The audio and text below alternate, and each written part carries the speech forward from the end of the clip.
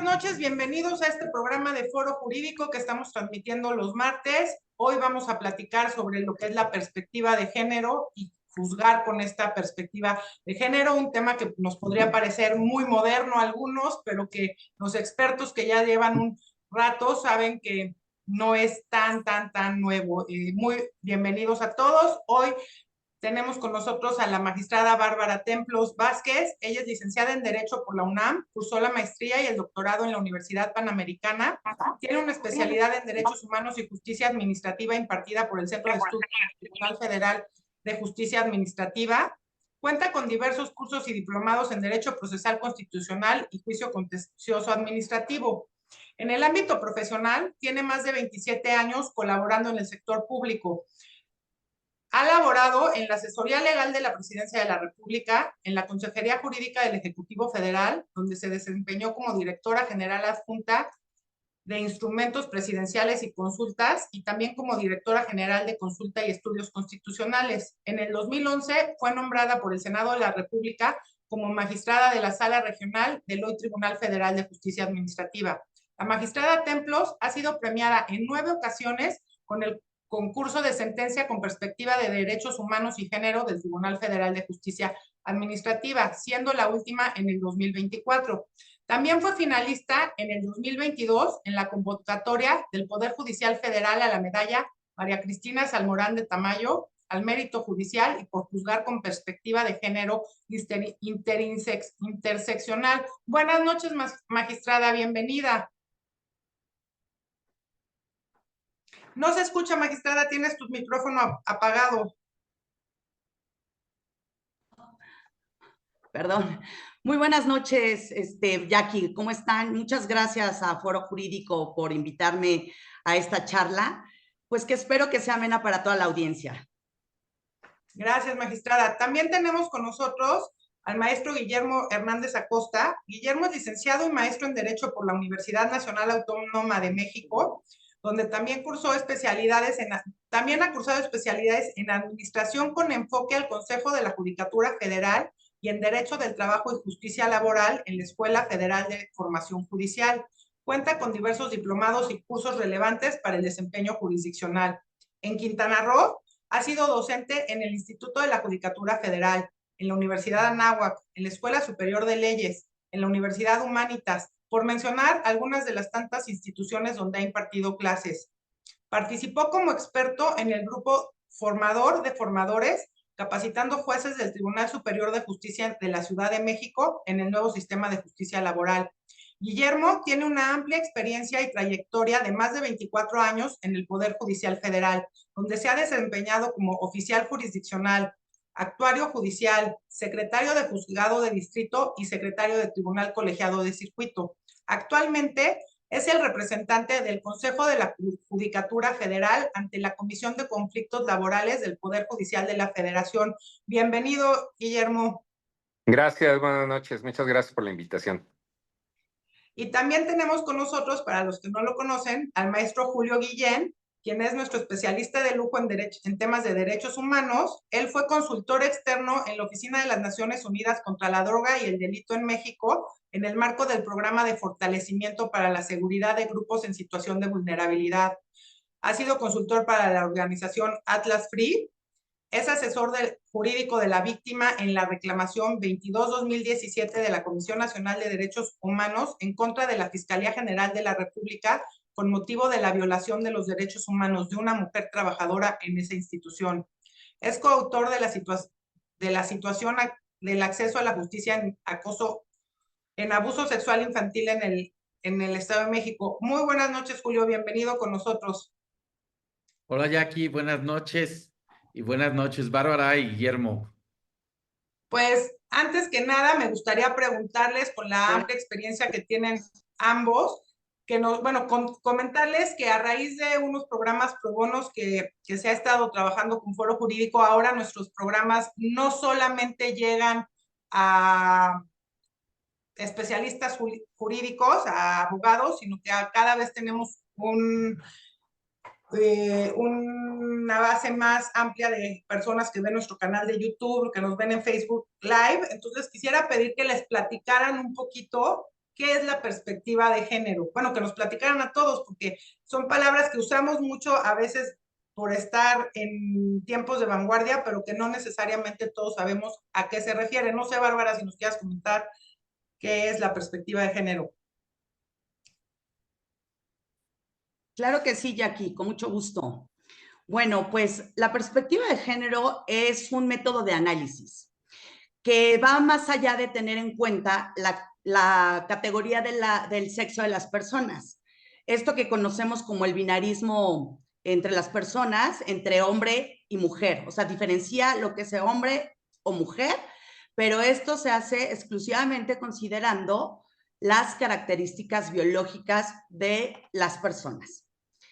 La perspectiva de género atiende a la preferencia sexual con la que se identifican las personas. O sea, aquí ya estamos hablando del género, no de la condición física.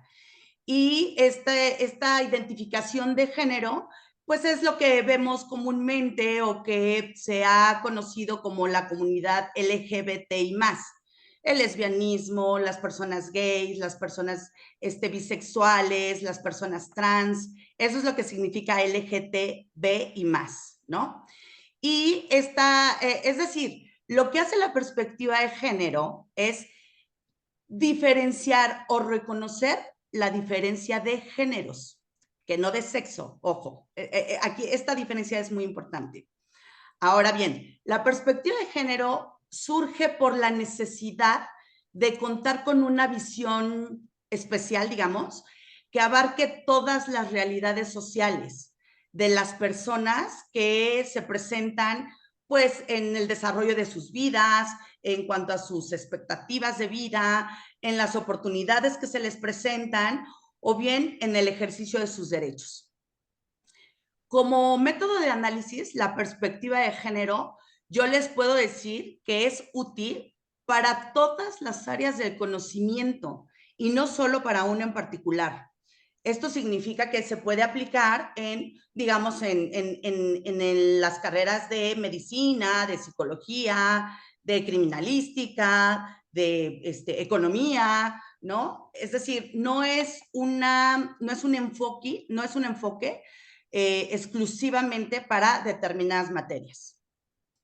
Básicamente esto es lo que significa la perspectiva de género.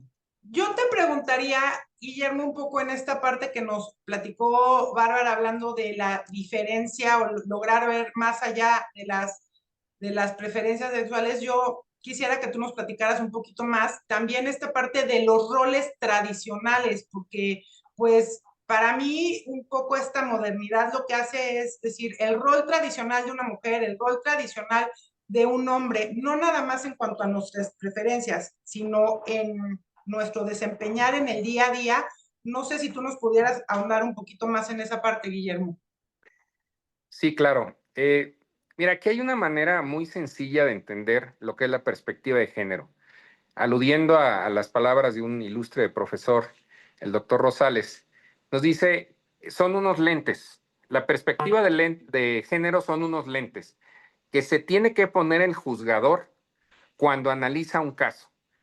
La perspectiva de género no te va a dar un resultado específico. Como dijo la abogada, es una herramienta metodológica. Es cómo vas a ver el caso, cómo lo vas a analizar, desde qué perspectiva la vas a analizar. En este sentido, los roles de género juegan un papel fundamental.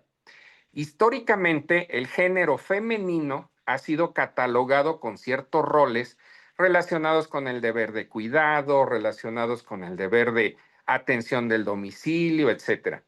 Estos roles han ido evolucionando a través del tiempo, de tal manera que en la actualidad es incorrecto asignar un rol a una persona solamente por su género.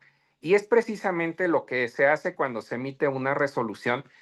La primera cuestión que se tiene que analizar es, a ver, en los hechos que está analizando el juez, hay se está catalogando a una persona con un rol específico atendiendo a su género, no importa cuál sea, puede ser masculino, femenino, cualquiera de los que comentaron.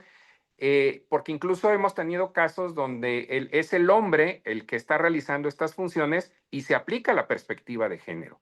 Entonces, lo primero que hay que cuestionar es si en el caso que estamos analizando se parte de un rol preestablecido, de una hipótesis que originalmente se le ha atribuido un género, ahí empieza el problema. Entonces, eso lo que provoca es que de inmediato el juez se va a poner los lentes de la perspectiva de género y a partir de ahí va a empezar su análisis de los hechos y luego de las normas para ver si las normas también traen algún estereotipo o traen alguna limitación y luego va a resolver. Incluso puede allegarse de pruebas de manera oficiosa en cualquier materia, como bien se dice, no importa cuál sea la materia que se esté analizando, se pueden allegar pruebas para resolver el caso.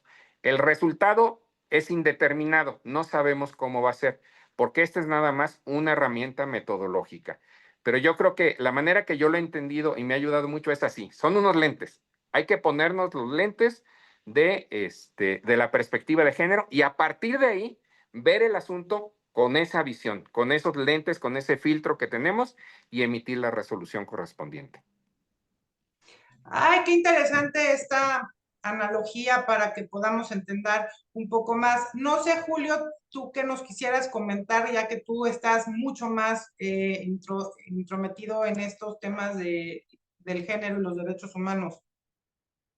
Sí, el hecho de que han llegado estas nuevas formas de interpretar las normas tenían obviamente que ver con la forma en que veníamos nosotros aplicando la Convención de CEDAW principalmente, que era ver cómo las legislaciones en algunas ocasiones se iban redactando de forma discriminatoria en contra de las mujeres. Y hoy es muy interesante ver cómo personas juzgadoras pueden dar una lectura a esas leyes, a esas normas que teníamos redactadas desde otra perspectiva, desde otra forma de redactar estas normas.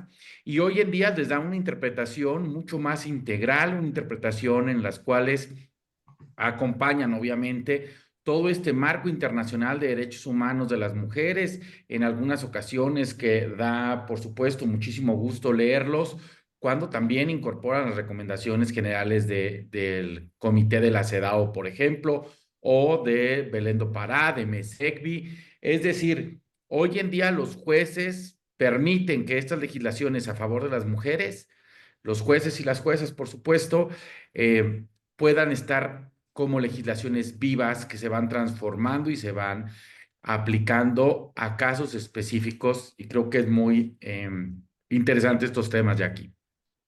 Bárbara, yo te quisiera preguntar, para ti como mujer juzgadora, en un mundo que antes era mucho más de hombres, ¿cuál, ¿qué diferencia o cuál ha sido el impacto para ti con esta metodología de género?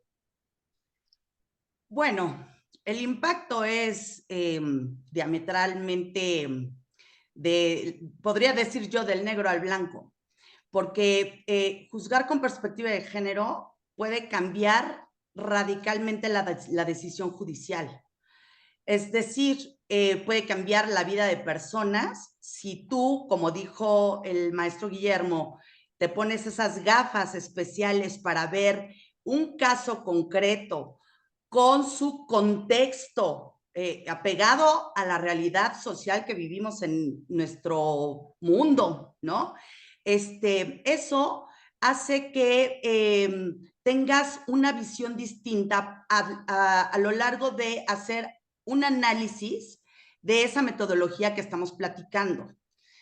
La Suprema Corte de Justicia de la Nación ha establecido cuáles son, digamos, los lineamientos o las vertientes a través de las cuales puedes llegar tú a, a utilizar esta metodología. Y, por ejemplo, nos dice, lo primero que tienes que advertir es que en la relación de las personas que están sometidas a la contienda judicial o al conflicto, que es materia de la resolución, estas personas exista una relación asimétrica de poder. Es decir, que por razones de sexo, por razones de economía o cuestiones patrimoniales o cuestiones de cualquier naturaleza, ¿no? Entonces, es lo primero que hay que advertir, nos dice la Suprema Corte. Después, como bien también lo comentó el maestro Guillermo, pues hay que cuestionar los hechos, todos y cada uno de ellos, y valorar las pruebas de manera extensa, sin estereotipos o prejuicios que muchas veces se establecen a la hora del juzgamiento, ¿no? Y también el ordenar la integración de mayores pruebas para, digamos, que el juzgador tenga mayores elementos para en el momento de dictar sus resoluciones. Por ejemplo, les voy a platicar un caso muy emblemático que fue resuelto precisamente por la Suprema Corte. Y este caso, quiero decirles que fue como que a partir de ahí que surge la perspectiva de género a través de un criterio jurisprudencial que se convierte en obligatorio para todas las personas juzgadoras.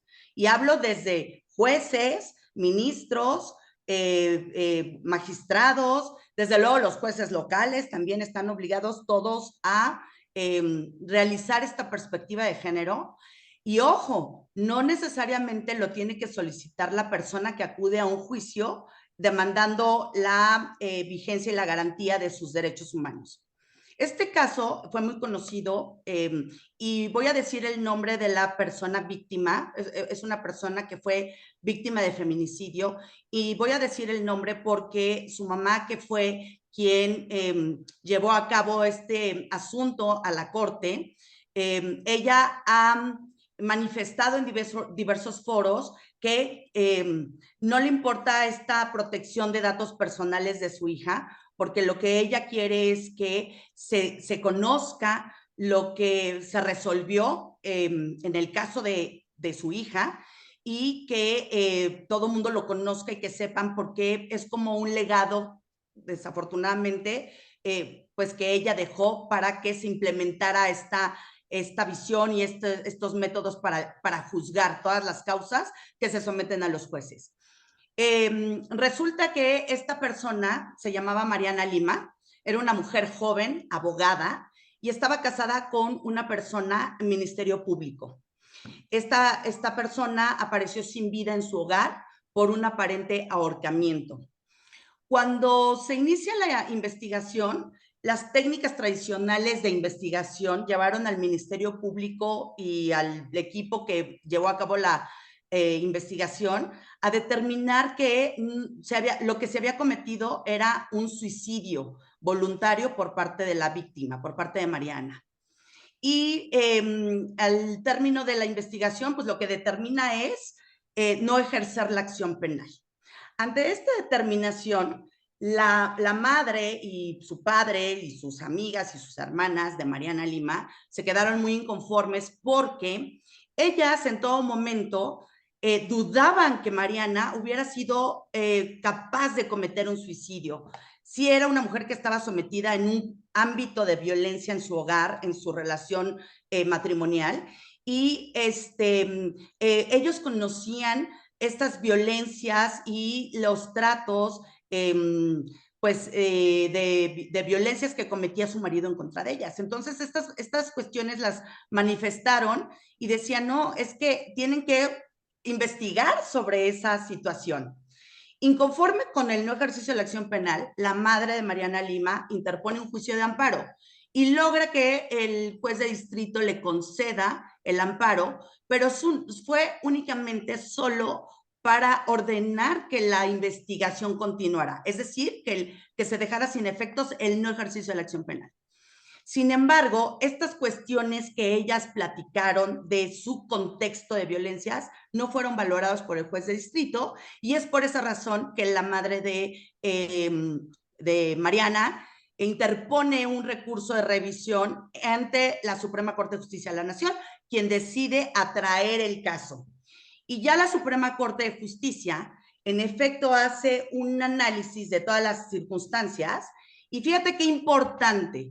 De haber tenido una resolución donde se decía que la causa de la muerte de Mariana había sido un suicidio, la Suprema Corte dice, no necesariamente fue un suicidio, la investigación se debe de continuar, pero dictó lineamientos para que se llevara a cabo esa continuación de la causa.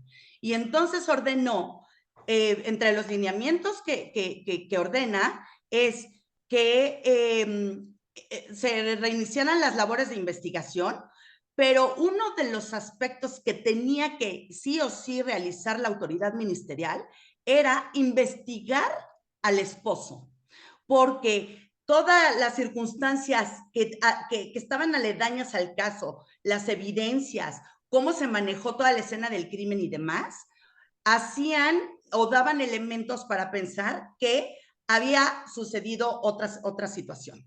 Entonces, fíjate la importancia del juzgamiento con perspectiva de género, que marcó la pauta en este país a través de esta resolución de la Suprema Corte, y ahí es el parteaguas a partir del cual los jueces y magistrados estamos obligados a ver todos nuestros asuntos con esta perspectiva, porque por la trascendencia social que tienen nuestras resoluciones, podemos cambiar vidas, situaciones jurídicas concretas, reconocer los derechos de las personas, determinar que sus patrimonios o que sus contribuciones, ¿no? Tengo un caso muy bonito que si hay tiempo más adelante se los platico, muy bonito en materia fiscal, que justo aplicar esta metodología de perspectiva de género cambió radicalmente la solución del asunto. Qué interesante, Bárbara. Pues con este caso que nos estás comentando nos damos cuenta cómo el ver las cosas con perspectiva de género hace toda una diferencia. Y en ese sentido, yo tendría dos preguntas para ti, Guillermo, en una. Me queda claro que debe tener efectos juzgar con perspectiva de género, pero siendo tu materia de alguna manera laboral, yo te quisiera preguntar, ¿qué tanta diferencia hace el juzgar con perspectiva de género en materia laboral si solamente la perspectiva de género aplica para casos de mujeres, cuando la mujer es la denunciante? Y si nos pudieras platicar un poquito en números, se me hace muy interesante en la parte laboral, si en números hay más tendencia a que haya mujeres denunciantes o hombres denunciantes de diferentes tipos de violencia laboral. Sí, muchas gracias. La verdad es que para mí ha sido muy enriquecedor aquí en donde me encuentro actualmente viendo la materia laboral, sobre todo porque hemos tenido la oportunidad de ver casos muy interesantes. La trascendencia de la perspectiva de género es fundamental. Te voy a explicar un caso muy sencillo, en el que se va a poder advertir cómo un caso visto así es uno y visto con la perspectiva de género cambia completamente. Una persona presenta su renuncia y la dan de baja de su centro de trabajo. Punto. La renuncia es el acto voluntario por el cual ya me voy, ya no quiero trabajar en esta empresa. Perfecto, en esta institución, lo que sea. Pero resulta que viene la trabajadora, es una mujer del género femenino, y dice, oye, es que yo no renuncié. No, ¿cómo no? Dice el patrón, mira, aquí está tu renuncia y con una prueba pericial te demuestro que esta es tu firma. Si yo veo ese asunto como cualquier otro, ese asunto está perdido. Está la renuncia, está la firma y la firma es de la persona. Pero si yo me pongo los lentes de la perspectiva de género y digo, a ver, quien renunció es una persona del género femenino, se encuentra embarazada. Estando en una situación de embarazo, no es creíble que ella haya renunciado porque al hacerlo no solamente pierde sus ingresos por salario y sus prestaciones, pierde la seguridad social, pierde su derecho a una licencia por maternidad. Entonces, al ponerme yo los lentes de la perspectiva de género, como juzgador dijo, yo no creo esta renuncia, cuestiono el hecho. Ese hecho de que la persona renunció no es creíble porque no atiende a la realidad de la persona. Entonces, patrón, te advierto que esta persona tiene una situación laboral reforzada, es decir, no está en la misma situación que las demás personas Y por lo tanto, aun cuando me traigas la renuncia, aun cuando me acredites que es la firma de la persona, ese documento es insuficiente para acreditar que esta persona haya renunciado. Punto. Se declara la nulidad de la renuncia y entonces, depende de lo que haya demandado, hay que reinstalarla o hay que indemnizarla con todos los emolumentos que le correspondan. Aquí se ve claramente como un mismo asunto, un mismo hecho, visto de manera normal y visto con la perspectiva de género, cambia totalmente, en un sentido y en otro. Yo creo que en estos casos, lamentablemente, pues no sé si sea lamentablemente, pero lo que es la realidad es que la mayoría de las personas que acuden aquí a buscar la justicia con perspectiva de género siguen siendo personas que son del género femenino, en una abrumadora mayoría. Son pocos los del género masculino que vienen a solicitar esa protección, pero ya hemos tenido casos en los que han sido procedentes. Procedentes, ¿por qué? Porque si un hombre, una persona del género masculino, acredita que tiene deberes de cuidado con menores, que tiene deberes de cuidado con adultos mayores, eso hace que el juez se ponga los lentes de perspectiva de género y diga, esta persona del género masculino no está en igualdad, como decía la magistrada Bárbara, no está en igualdad que los demás. Hay una situación de desequilibrio aquí que hace que esta persona tenga que ser protegida por los jueces para salvaguardar esa situación particular que tiene. Tuvimos el caso, por una persona que fue trasladada o que pretendía ser trasladada de una ciudad a otra. Dijo, espérate, es que antes de trasladarme a mí, tienes que analizar que yo estoy en esta situación, que a lo mejor es diferente a otra persona del mismo género que no está en esa misma situación. Es decir, aquí se puede dar una perspectiva de género aun cuando sea del género masculino. Estos casos son los menos. Quizá entra un tema aquí cultural, entra un tema de que nos estamos adaptando a este nuevo sistema de ver las cosas, de resolver las cosas, y sobre la marcha vamos viendo que la sociedad ha ido evolucionando, que esos roles de género que originalmente correspondían exclusivamente al femenino ya se han trasladado al masculino. Y esto significa que hay que proteger también a esas personas que están en esa situación, no importa que sean del género masculino. Entonces, esa es la realidad que a mí me ha tocado advertir. Sí está habiendo una evolución, digamos, de los asuntos, sí está habiendo, al haber más participación del género masculino en las funciones de cuidado, en los deberes de cuidado, de atención al domicilio, de atención a la pareja, al haber ese cambio cultural, pues está habiendo un cambio en las normas y en la forma de resolver los asuntos. Entonces, así es más o menos como se está comportando, al menos en el ámbito en el que yo me encuentro, desde donde yo tengo esta perspectiva.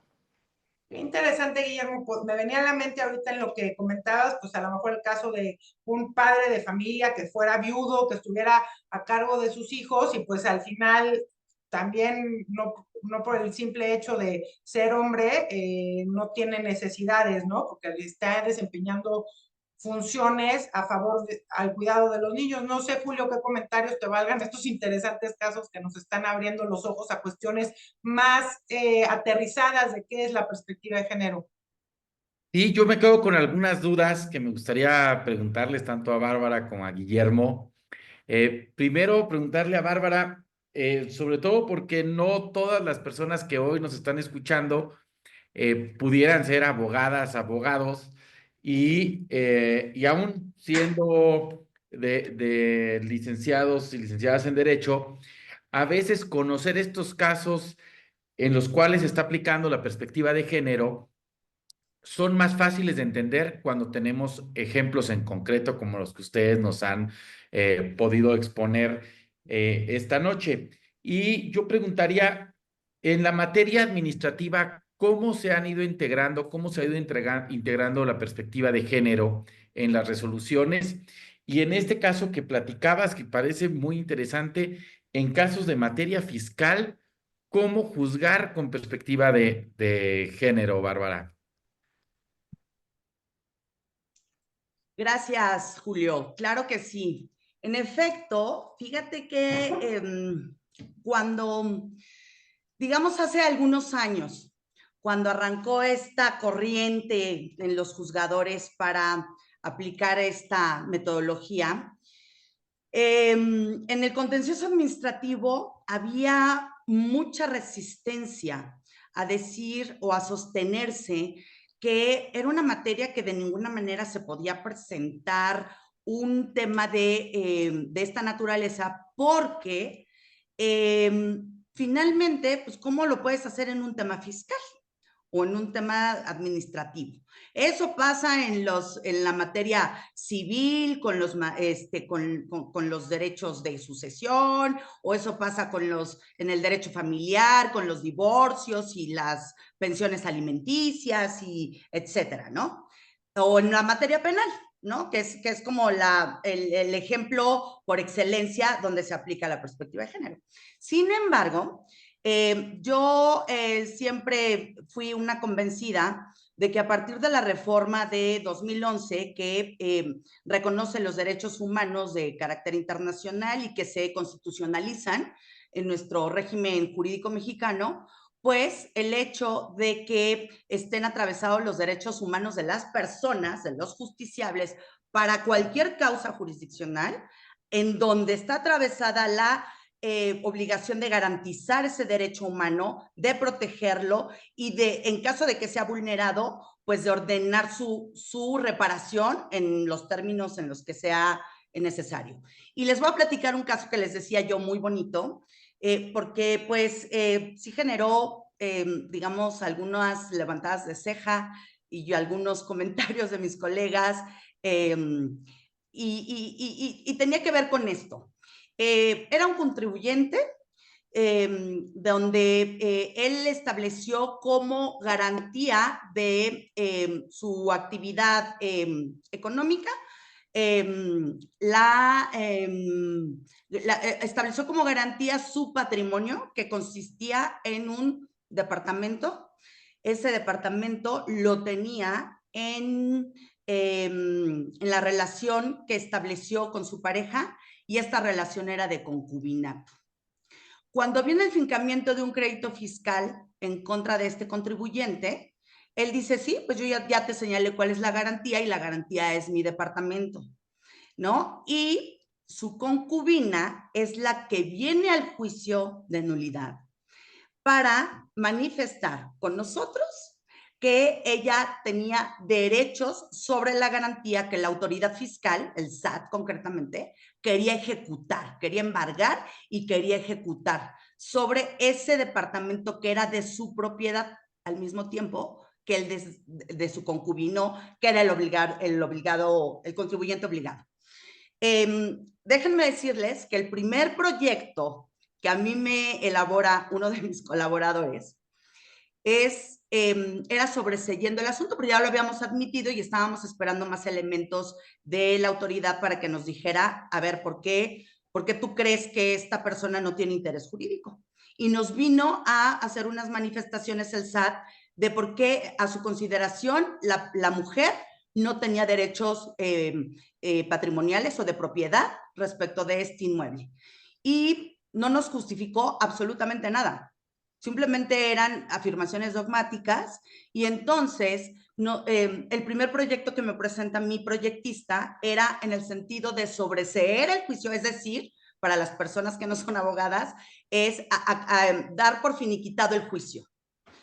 Yo me quedé pensando seriamente y yo dije, no, a ver, esto a mí no me gusta, porque esta persona, la concubina, sí nos estaba trayendo elementos de prueba para acreditar el concubinato. Y uno de ellos, que no tenía, digamos que hacía prueba plena, era el acta de nacimiento de dos menores que eran sus hijos y que habían nacido en la relación de concubinato. La legislación civil nos dice cómo es que se configura una relación de concubinato, y entre otros supuestos se configura cuando en una relación de pareja existen hijos derivados de esa relación. Entonces, nosotros dijimos, bueno, Y nos acompañó otra serie de pruebas, recibos de pago, documentales que, digamos, acreditaban la relación que tenían en el concubinato. En este caso, lo que nosotros hicimos fue considerar cómo era la relación de concubinato y cuáles eran los derechos que generaban. Y nos encontramos con analizamos marco jurídico nacional, normas nacionales, que la verdad es que son un poco escuetas en esta materia, pero también analizamos el marco internacional. Y aquí nos encontramos con un hallazgo muy interesante, porque al analizar la Convención de la Eliminación de todas las formas de violencia contra la mujer, mejor conocida como la CEDAW, nos dimos cuenta que México tenía un tache por parte de la Convención. Nos habían ya hecho una recomendación a México país, a México Estado, para que reglamentáramos o reguláramos los derechos patrimoniales derivados precisamente de las relaciones de concubinato, bajo una argumentación verdaderamente exhaustiva. Y esos fueron nuestros referentes que nosotros tomamos para decir. Y aquí fue donde nos encontrábamos con una norma en Código Civil que decía que las mujeres, digamos, en las relaciones de concubinato no producen efectos patrimoniales. Y entonces esa norma nosotras la vimos claramente discriminatoria, porque si bien la relación de concubinato no genera una formalidad a la hora de que se lleva a cabo, de que se realiza, como el matrimonio, ¿no? Que hay un contrato de matrimonio, que se establecen las capitulaciones matrimoniales, etcétera. Y esos contratos de matrimonio, o sea, las mujeres casadas sí tienen derecho a tener derechos patrimoniales. Pueden tener casa, pueden tener propiedades, auto o terrenos, lo que sea, por el simple hecho nada más de tener un contrato derivado de esta relación de matrimonio. Pero las concubinas y concubinos, cuando establecen una relación de facto y que generan una vida común durante algún tiempo y después de eso existen pequeños menores que salen o que nacen de esa relación, pues eso el derecho o nuestras normas no lo conciben, no lo tenían considerado, ¿no? Para efectos de los derechos patrimoniales. Entonces, después de hacer digamos, una argumentación basada en estos ordenamientos que les platico, pues nosotros llegamos a la conclusión de que, uno, se le tenía que reconocer el carácter de concubina a la actora en nuestro juicio. Dos, le reconocimos los derechos que en efecto ella tenía a disponer del inmueble en un 50%, porque en efecto el inmueble no era totalmente de su propiedad por derivar de esa relación. Sí, el inmueble lo habían adquirido durante la época del concubinato. Ambos concubinos. También ordenamos a la autoridad fiscal que desde luego que ella podía ejercer sus facultades de cobro y hacer efectiva la garantía a este contribuyente deudor, pero única y exclusivamente por la parte que era propiedad del concubino. Así fue como resolvimos aplicando esta perspectiva de género.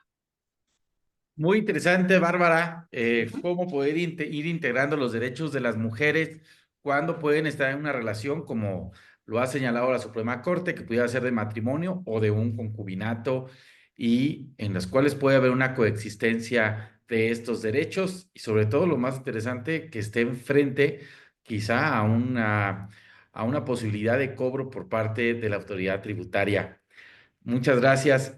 Y Guillermo, Gracias. tendría yo en lo que nos venías platicando dentro de esta Comisión de Conflictos Laborales y la forma en cómo han ido aceptando las demandas. La primera pregunta que tendría es, ¿qué hace falta para aplicar la perspectiva de género de forma correcta en los procedimientos?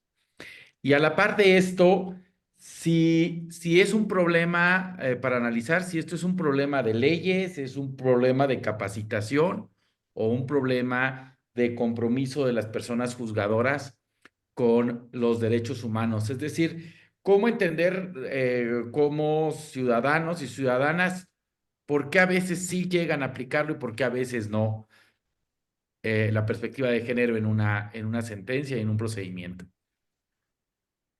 Sí, claro. Dice Zagrebleski que el derecho es dúctil. El derecho se va adaptando a los cambios de la sociedad. Entonces, aquí lo que pasa es que la sociedad ha ido avanzando de repente a pasos agigantados y esto hace que las normas, las interpretaciones y los juicios a veces vienen un poco rezagados, vienen un poco atrás se van adaptando conforme se van actualizando las normas, se van actualizando los principios. Aquí, curiosamente, en este caso de la perspectiva de género, como bien dice la magistrada Bárbara, ha sido la jurisprudencia la que ha estado marcando línea y ha estado marcando los lineamientos y las pautas de cómo se debe juzgar, cuáles son los parámetros, cuál es la metodología. A partir de ahí los jueces van armando y van haciendo su estructura. Definitivamente falta una adecuación normativa, la norma se ha quedado atrás en todo este aspecto. Gran parte de lo que tenemos nosotros como parámetros de aplicación son las jurisprudencias, es la normativa internacional, son estos acuerdos que han estado mencionando, la Convención Belém do Pará, la CEDAW. Entonces, a partir de ahí y de la modificación al artículo primero constitucional, se han ido bajando todas estas normas internacionales. ¿Qué falta? Falta sensibilización, creo yo, todavía en muchos juzgadores y juzgadoras. Falta esa sensibilización de entender que hay una situación diferenciada en el caso que están resolviendo. Yo creo que también la capacitación tiene que ser más intensiva, más fuerte en todos los ámbitos, porque como también dijo la magistrada Bárbara, esto es una cascada desde los ministros de la Suprema Corte, los tribunales de circuito, los de apelación, los juzgados de distrito, los tribunales superiores de justicia, los tribunales administrativos, los agrarios, los militares. Todos tenemos que alinearnos a estas políticas y a estas estructuras y formas de resolver. Lamentablemente, esta variedad, digamos, que existe de órganos, hace que de repente se pierda esa unión y hace que de repente los criterios pues no sean tan acertados en todos los ámbitos, ¿eh? No quiere decir que unos sean buenos y unos sean malos. En todos los ámbitos, yo creo que falta hacer más homogéneo esta estructura y esto se logra solamente con la capacitación.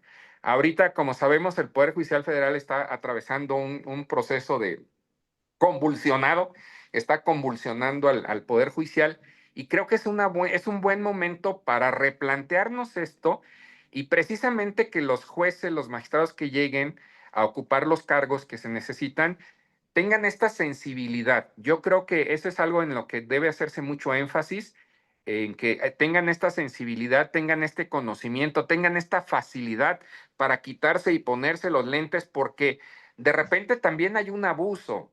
Hay un abuso en el querer colgarse de este tema de perspectiva de género para adquirir un derecho que no se tiene. Entonces el juez tiene que ser muy cuidadoso de decir, en este caso sí se aplica la perspectiva de género, en este caso no se aplica la perspectiva de género porque no hay una relación de disparidad, estás en las mismas condiciones que tu contraparte, entonces tengo que asumir la función totalmente imparcial y no favorecer ni tratar de compensar a nadie.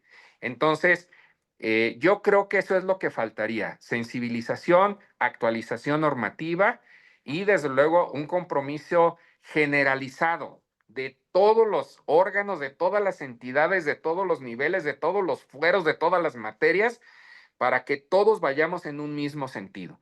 Entonces, yo creo que eso todavía es una tarea pendiente que tenemos. Se ha mejorado, sí, se ha mejorado mucho. Actualmente ya podemos ver estas figuras en el derecho administrativo que de repente dices, pero ¿cómo en el derecho administrativo? No, pues sí, ya nos explicó la magistrada. Y digo, sí se puede.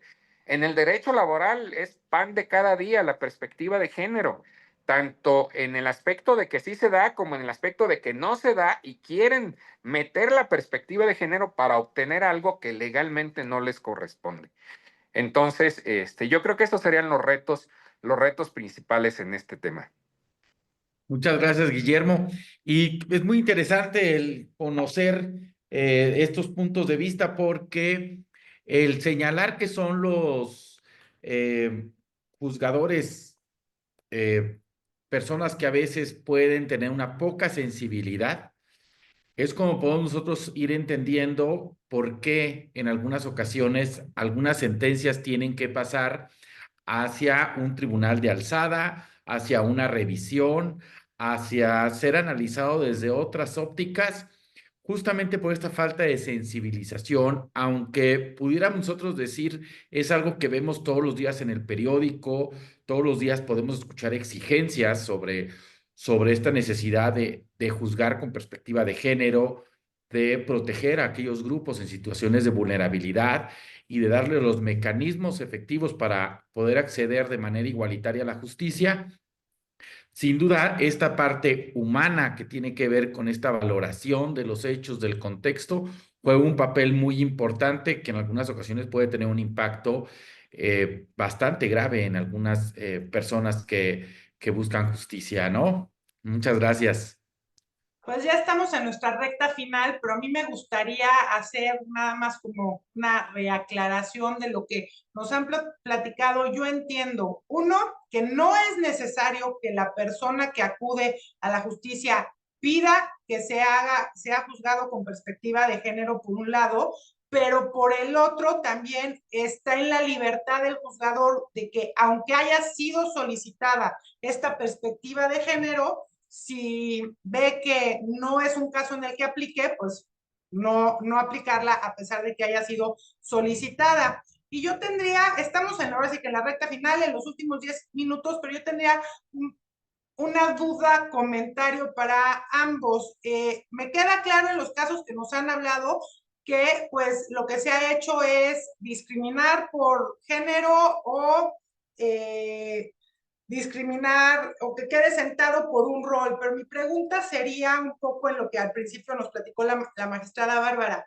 En estos casos existe discriminación por preferencias sexuales, eso sí está vinculado a estos criterios de perspectiva de género. En el ámbito laboral quiero pensar que a lo mejor sería más fácil identificarlo, no sé, en la materia administrativa o fiscal o en la parte, pues a veces que entiendo en el tribunal en temas migratorios, si sí se puede hablar de esta discriminación o eso no entra.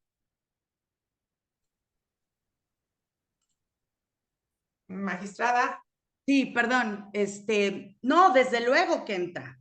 Este tema de la discriminación y el derecho a la igualdad, por supuesto que tiene que ver no solo con los temas de género, sino con cualquiera de las categorías sospechosas que denomina nuestra Constitución y que puede ser por razones, pues, sí, de sexo, de género, de edad, de situación económica, en fin, o sea, las discriminaciones se dan por un sinnúmero de categorías que es lo que técnicamente se denomina como estas categorías sospechosas.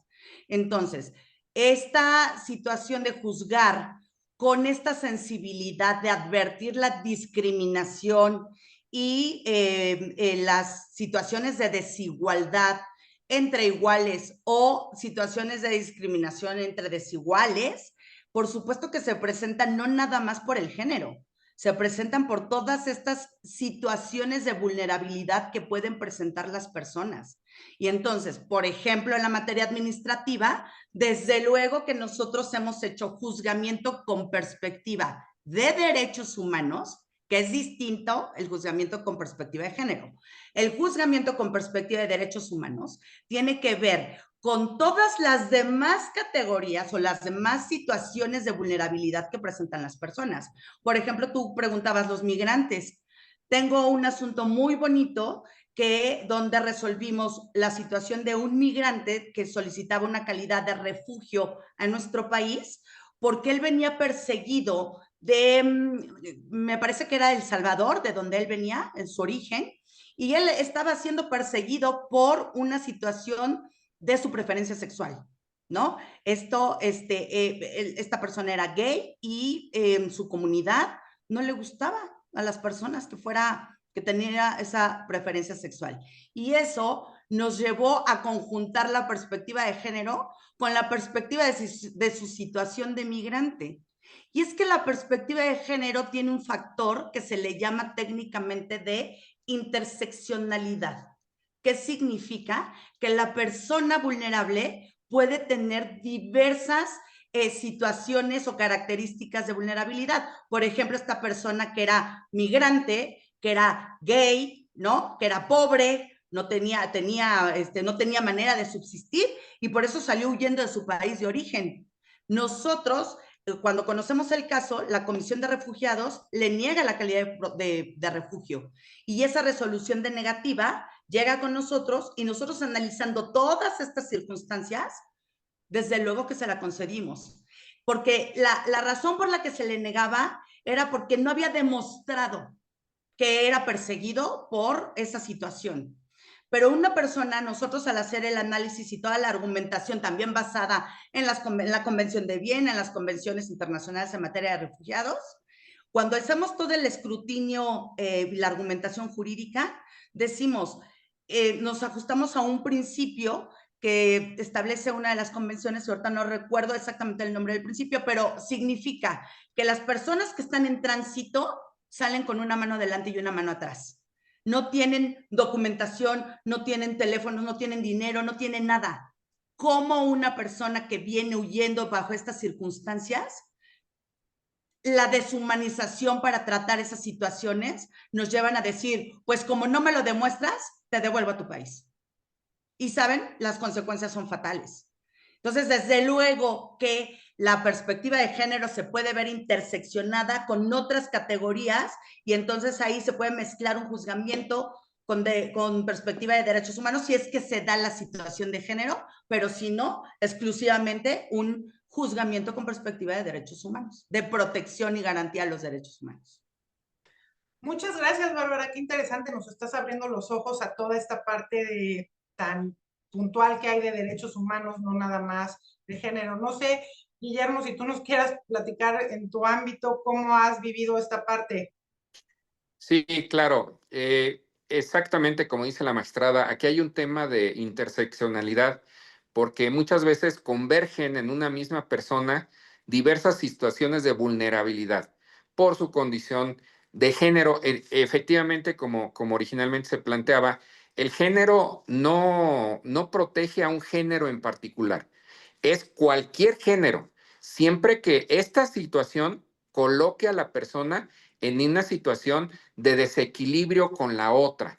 Puede ser cualquier forma de expresión, cualquier forma de preferencia, de identidad sexual, de expresión sexual, en cualquiera de sus ámbitos que abarcan el tema de género, que lo coloquen o la coloquen a la persona en esta situación es suficiente para protegerla.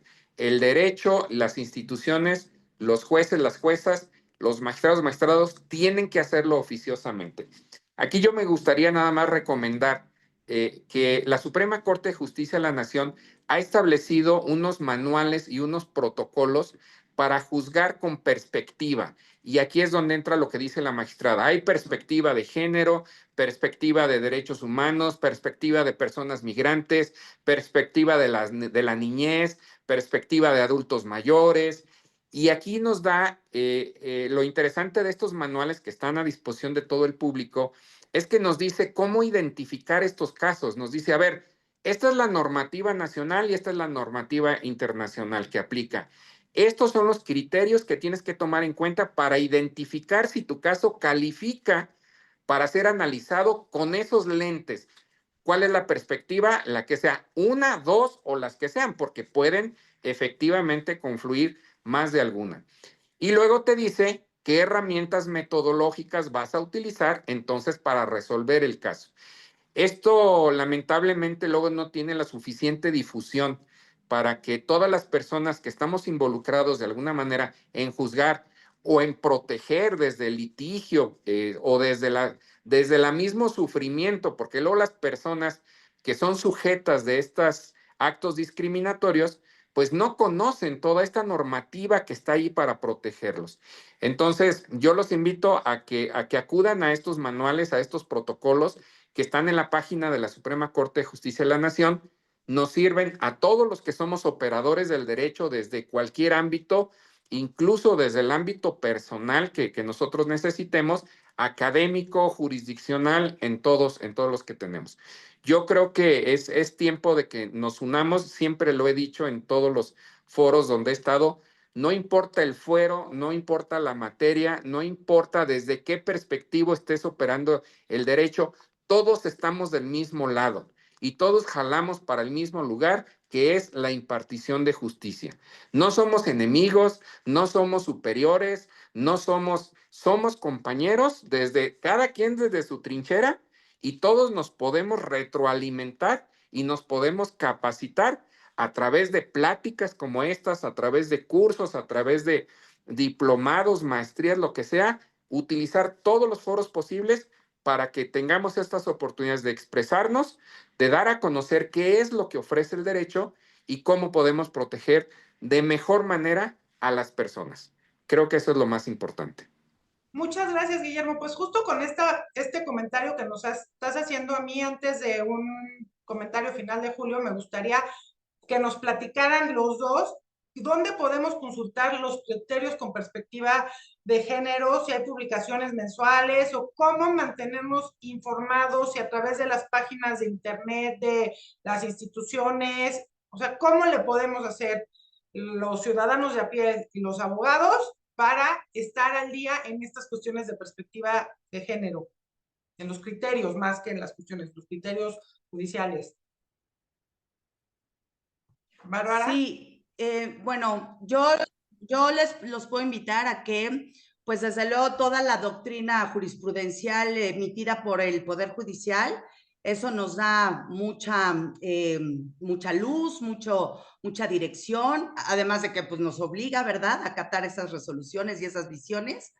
Los protocolos de los que hablaba Guillermo, por supuesto, son otra fuente fundamental para quien quiera realizar este tipo de juzgamientos.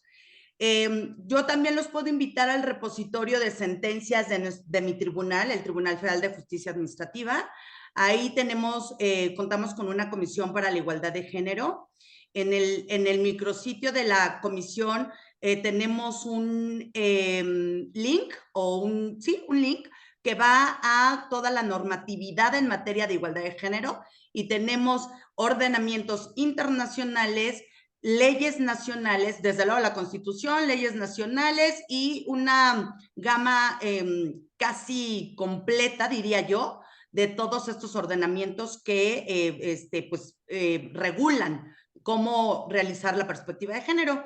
Y también los invito a que consulten nuestras sentencias en el tribunal en materia administrativa y fiscal. Tenemos ya a lo largo de los años se han emitido muchas resoluciones que han emitido mis compañeros magistrados y bueno, su servidora también, desde luego, pero ahí pueden advertir cómo hemos aplicado todas estas normativas para la resolución de nuestros casos en la materia de nuestra competencia. Muchas gracias, Bárbara. Guillermo. Sí, yo creo que la fuente fundamental de este tipo de criterios está en la Suprema Corte de Justicia. Tanto los protocolos como las jurisprudencias que emiten desde el Pleno, bueno, que ya a partir de la reforma solamente va a existir el Pleno, pero todavía tenemos la jurisprudencia de las salas, de los tribunales colegiados de circuito, de los plenos regionales, plenos de circuito en su momento, son los que nos van dando guía sobre esto. La normativa internacional también, buscarlos. En la misma página de la Corte se encuentran todos los acuerdos internacionales que han sido firmados por México. En el caso de nosotros, lamentablemente, como somos un órgano interno del Poder Judicial, tenemos muchas limitaciones para la publicación de los criterios. El sistema que tenemos es consultable en la página del Consejo de la Judicatura, por ahí hay una liga a la Comisión de Conflictos Laborales. Se publican algunas de las resoluciones que emitimos en modo de versión pública, pero lamentablemente pues no tenemos un sistema, un buscador que nos catalogue, que nos diga cómo cómo se van emitiendo los criterios, que son muy interesantes porque les digo, se han abierto brechas aquí que antes eran completamente vedadas y que afortunadamente hemos tenido la oportunidad de participar en estas resoluciones. Pero bueno, son poquitas, pero ahí están. A quien guste consultarlas en la página del Consejo, siguen la liga de la Comisión de Conflictos y ahí van a encontrar resoluciones que se han emitido recientemente y algunas pues ya muy antiguas, ¿no? Pero las recientes son las que han marcado pauta en estos casos. Muchas gracias, Guillermo. Julio, no sé si quieras un último comentario antes de que los panelistas nos den su cierre. Pues nada más agradecerles muchísimo porque ha sido muy nutritiva esta noche, obviamente aprendiendo sobre estas sentencias y estos criterios que van cambiando la forma en que la justicia se va acercando a las personas y en la que va considerando las condiciones particulares de cada una. Y creo que es increíble, ¿verdad? Ir leyendo hoy en día estos nuevos procesos que vamos a ir teniendo y ver a magistradas, magistrados tan capaces que nos dará muchísimo gusto verlos próximamente en todo lo que venga en próximos días. Pues muchas gracias, Julio. Magistrada, no sé si quieras darnos un último comentario. Ya estamos sobre el tiempo, pero bueno, creo que sería importante un último comentario para que nos quedemos reflexionando de estos temas modernos y que pueden cambiar vidas. Gracias, Jackie. Sí, pues a mí me gustaría concluir esta charla, pues diciéndoles que todas las personas juzgadoras tenemos un reto permanente cada que vemos nuestras resoluciones. Y yo creo que lo que debemos de hacer es impartir justicia mirando a la realidad social para que podamos garantizar el pleno ejercicio de los derechos humanos a todas las personas y desde luego siempre velando por el interés público, ¿eh? Cuando la autoridad tiene razón, hay que darle la razón. Muchas gracias y buenas noches. Guillermo, Julio, Jackie, fue un honor para mí estar esta noche con ustedes compartiendo. Gracias. Muchas gracias, Bárbara. Guillermo, no sé qué último comentario, mensaje nos quieras dejar a nosotros y a todo nuestro auditorio de Foro Jurídico. Sí, claro que sí. Primero, pues agradecerles esta oportunidad a la magistrada, a Julio, Jackie. La verdad es que siempre lo he dicho, estos foros donde tenemos participantes multidisciplinarios son muy enriquecedores, porque permiten ver cómo una figura como esta, que es la de la perspectiva de género, permea en cada una de las materias. De repente parecemos muy aislados, los del Tribunal de Justicia Administrativa por allá, los del Poder Judicial por acá, los del Poder Judicial del Estado por allá. Tenemos que unirnos, tenemos que establecer criterios. Lo reitero, somos compañeros, jalamos para el mismo lado, buscamos lo mismo, que es la impartición de justicia. Estos cambios que están habiendo, yo tengo la certeza de que van a permitir que existan nuevos modelos de resolución, como dice la magistrada, con mucha más conciencia social. Tenemos que ser conscientes del impacto que tienen las resoluciones en la vida de las personas, que no son simplemente expedientes fríos los que estamos resolviendo. Hay vidas, hay patrimonios, hay libertades, hay derechos familiares involucrados, y eso nos tiene que dar un compromiso altísimo con la sociedad de capacitarnos, de ayudarnos entre todos a entender estos nuevos modelos, a aplicarlos para que nuestras resoluciones, para que lo que hacemos día con día tenga un efecto beneficiador para todos, no nada más para aquellos que están aquí, sino creando precedentes para casos futuros que se puedan presentar. Nuevamente agradezco, quedo a sus órdenes y muchas gracias. Pues para mí es un orgullo como mujer estar platicando con dos juzgadores vanguardistas que han decidido ponerse estas gafas de los derechos humanos, de la perspectiva de género, de abrirse a esta dinámica social, de juzgar con conciencia social, y yo creo que, bueno, que es muy importante. Nuestro foro, como sabemos, en su mayoría es de abogados, pero para aquellos que no lo sepan, ahora a partir del mes de abril empiezan las campañas de quienes son candidatos a puestos en el Poder Judicial Federal, y yo creo que es muy importante que veamos quiénes son nuestros candidatos, qué conciencia y perspectiva tienen de esta parte vanguardista, porque también hay gente que no quiere que cambien algunas cuestiones sobre la justicia. Entonces creo que es súper, súper importante que antes de ir a emitir nuestro voto, veamos quiénes son nuestros candidatos, cómo piensan, y de verdad que los quiero felicitar, es un orgullo. No nada más he aprendido mucho hoy, sino que me siento orgullosa de poder contar con amigos como ustedes que están ahí todos los días haciendo una diferencia para las personas que sus expedientes llegan a su mano. Muchas gracias y muy buenas noches. Gracias, buenas noches. Gracias, buenas noches.